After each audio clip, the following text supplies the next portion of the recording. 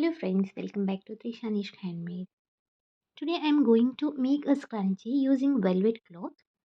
I have taken the fabric with measurement 65 cm lengthwise and 10 cm widthwise. The length of the elastic is 27 cm. I have taken round elastic. You can take the flat elastic as well. At first we need to fold the fabric and stitch from one end to another.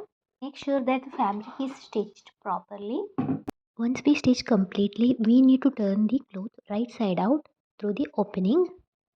Take a safety pin it into the elastic in one end. Insert the elastic inside the stitched cloth. Then pull the elastic from both the sides and make a knot. Cut the extra elastic. Set the scrunchie properly and start stitching the opening. Here I did the hand stitching so we can have invisible stitches. Beautiful velvet scrunchie is ready to use. I hope you like this video. I would request you to subscribe to my channel and hit a like button. Also share with your friends. Thanks for watching.